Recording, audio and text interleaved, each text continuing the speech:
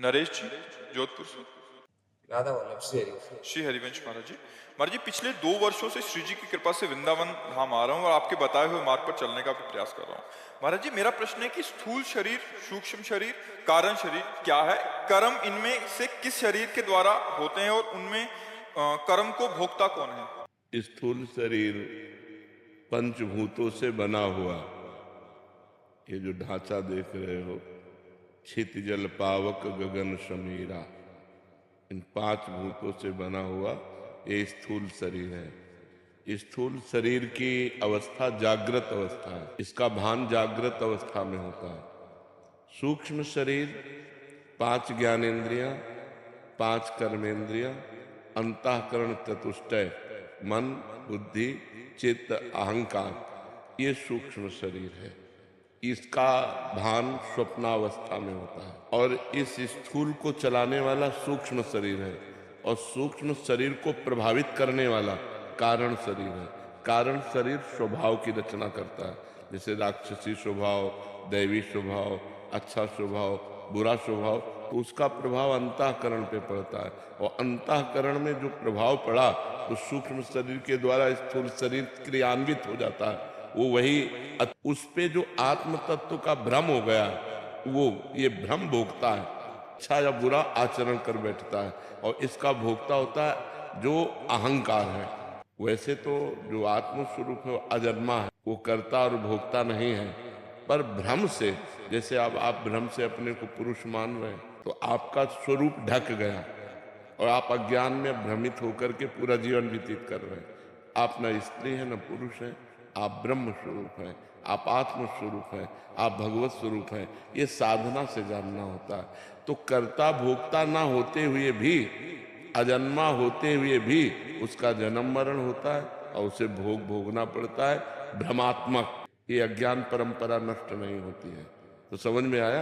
ये स्थूल, सूक्ष्म, कारण और इन तीनों में अहंकार जो कर्ता भाव है, भोक्ता भाव, कैसे भ्रमात्मक? जैसे स्वप्न में कोई सिर काटे तो बिना जागे दुख दूर नहीं होता, जो सपने सिर काटे कोई बिन जागे दुख दूर न होई। ऐसे ही बिना ज्ञान में जगे है, अपनापन कर लिया, यही भ्रम ही बार बार जन्म मरण आत्मा को कराता है।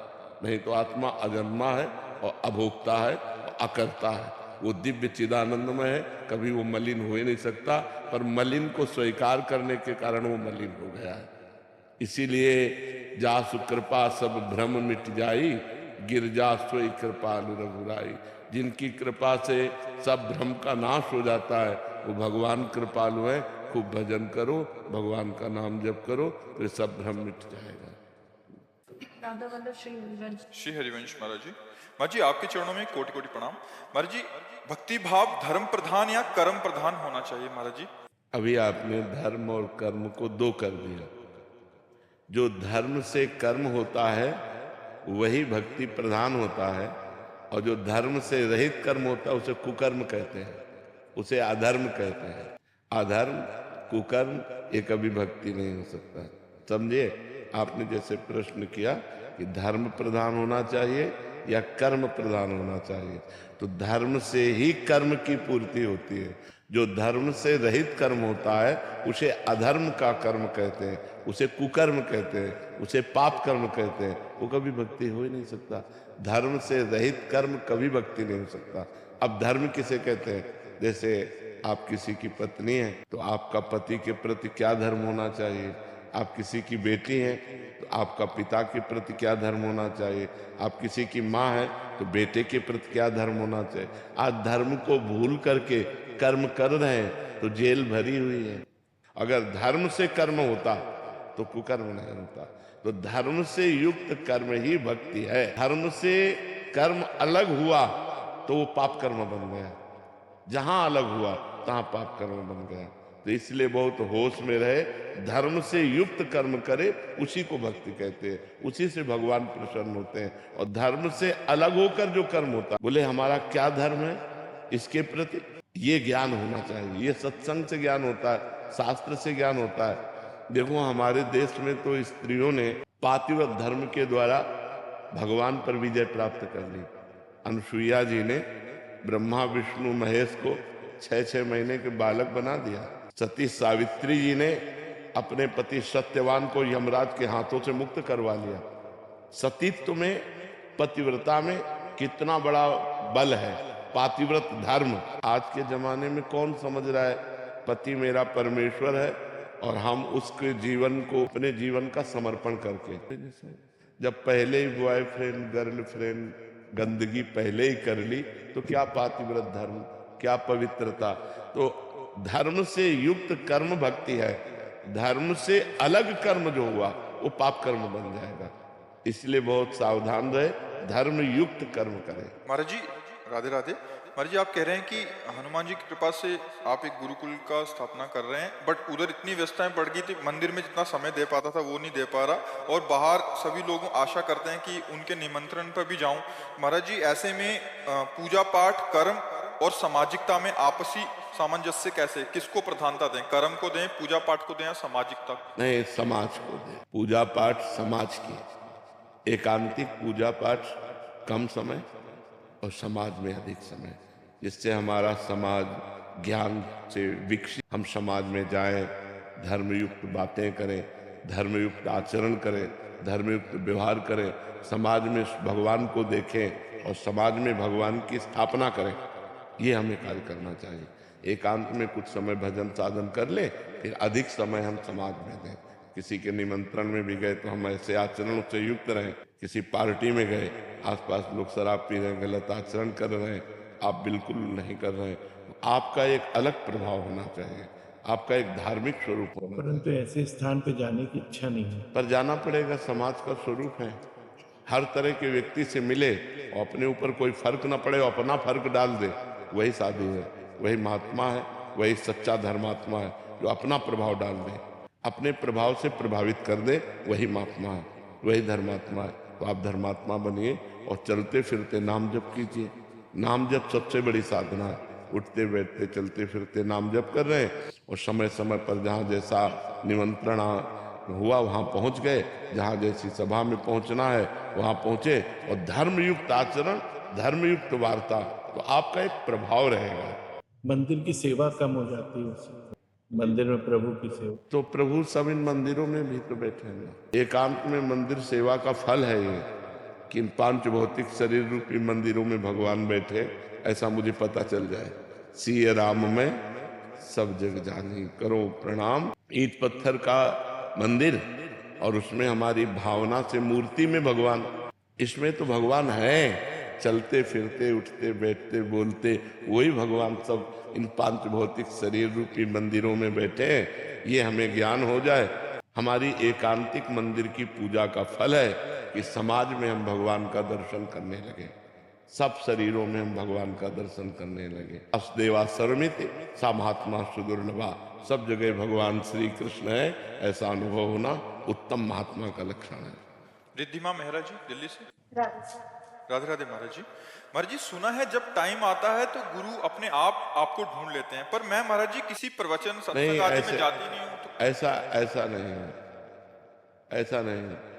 वो अधिकारी शिष्य का जो तपस्या जितेंद्रियता से परायण है और भजन परायण, रात दिन भजन में डूबा हुआ है, अब उसको गुरु की खोज नहीं करनी, गुरु उसको पकड़ लेगा, गुरु उसको बुला लेगा, गुरु उसको खींच लेगा। साधारण के लिए ये नियम नहीं है। वो किसी तपस्वी, जितेंद्री, भजनानंदी या आर्त भाव से भगवान से प्रार्थना की, मेरे को तो पता नहीं, आप गुरु रूप से मुझे मिल जाओ, ऐसी आराधना की, तो भगवान उससे पकड़ लेंगे, गुरु रूप में आकर उससे स्वीकार कर लेंगे। तो अब जैसे ये कि मैं कहीं सत्संग में नहीं जाती, मैं कहीं नहीं जाती, तो आप भजन करो, देखना आपको गुरु पकड़ लेंगे, या तो आपको गुरु के पास पहुंचा दिया जाएगा या गुरु आपके पास पहुंच जाएंगे। पर भजन करो, नाम जप करो, तभी ऐसा संभव हो सकता। संजीव कुमार जी लुधियाना से। राधे राधे। राधे राधे महाराज जी। महाराज जी आप कहते हैं कि हमारा शरीर जन्म से पहले ही किए गए प्रारब्ध कर्मों से बना है, जिसको हर इंसान को भुगतना पड़ता है, जो कि भक्ति से कम तो होते हैं पर नष्ट नहीं हो सकते। परंतु महाराज जी भक्ति से हमारे जन्मों जन्मों के क्रियामान कर्म खत्म किए जा सकते हैं, हालांकि क्रियमाण समझो, क्रियमाण कहते हैं जो अब हम कर रहे हैं, संचित कहते हैं जो जमा है, प्रारब्ध कहते हैं जो हम भोग रहे हैं। तो क्या कहना चाहिए? संचित कर्मों को तो खत्म किए जा सकते हैं, लेकिन उसमें से थोड़े से हमारा जो हाँ वो भोगना पड़ेगा। इतना सा भक्ति से खत्म नहीं होता, इतना बड़ा खत्म हो जाता है वो। चूंकि भक्ति आज कर रहे ना, और रचना पहले हो चुकी थी, शरीर की रचना पहले हो चुकी थी कि 90 वर्ष तक जिएगा और ये भोग भोगेगा। तो भक्ति तो आज हम कर रहे हैं ना, लेकिन इसकी रचना तो पहले हो गई। जैसे हमारा भक्ति का स्वरूप बाल्यावस्था से शुरू हुआ, लेकिन हमारे रोग जन्म से ही आ गया। माँ के शरीर में था पॉलिसिस्ट किडनी, वही पॉलिसिस्ट हमारे शरीर में आ गया। 35 वर्ष की अवस्था में वो प्रकाशित हो गया।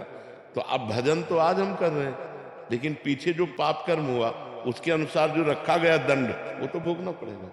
समझ पा रहे हैं आप? तो ये भगवान के भजन के बल से हम धीरे धीरे से भोग सकते हैं। अगर भजन ना हो तब तो अभी डिप्रेशन में पहुंच जाए। भक्ति अपना प्रभाव दिखा रही कि हर सुविधा दिए हुए है और हृदय में आनंद है, लेकिन शरीर को भोगना पड़ेगा। अवश्य में भोक्तव्यम कृतम कर्म शुभाशुभ। पहाड़ जैसा पाप नष्ट हो गया, लेकिन उससे निकाला हुआ 100 ग्राम पाप जो रचना रच गई वो नष्ट नहीं होगा, वो भोगना पड़ेगा। वो बड़े बड़े सिद्धों को भोगना पड़ता है। महाराज जी, इस प्रतिकूलता से भक्ति में भी निखार आता है क्या? हाँ, क्योंकि जैसे अब हमारे चिंतन में है, ना कुछ खाने की इच्छा होती, ना कुछ पीने की इच्छा होती, ना कुछ भोगने की इच्छा होती। जैसे कुछ अच्छा भी है तो लगता है यार मरना है, कब मर जाए, इसलिए रात दिन भजन में लगो। यहाँ सब प्रपंच है, ये सब माया है, राधा राधा राधा। कहीं भी कुछ अच्छा नहीं। कोई हमसे प्यार करने लगता है, गुरुजी महाराज, तो मन में लगता है भैया प्यार मत करो, मैं कभी भी मर सकता हूँ। हमसे मरण धर्मा शरीर है, कभी भी शरीर छूट सकता है। ये बेकार का सब नाटक है माया का। तो ये बहुत बड़ा सहयोग होता है। अब भगवान ने हमें धामनिष्ठ कर दिया, हम कहीं जाने लायक नहीं, बस इतना ही। यही जो 1-2 घंटा एकांतिक कर लिया तो 24 घंटे एकांत रात दिन। तो ये बड़ी कृपा है। रोग होना भी भगवान की कृपा हो गई, जो हमें भजन के लिए एक टाइम दे दिया। नहीं, इतना व्यवहार फैला हुआ है कि हम रात दिन इसी में फंसे रहते हैं। इतनी भीड़ है, इतना व्यवहार है कि हम समय देते रहते, मिलते रहते, कुछ नहीं, बस इतना ही प्रश्न उत्तर, इसके बाद खत्म। हमारा किसी से कोई संबंध नहीं। जो चढ़ गया उससे चल रहा है, बिजली और पानी और भोजन संतों का सब चल रहा है, भगवान चला रहे हैं।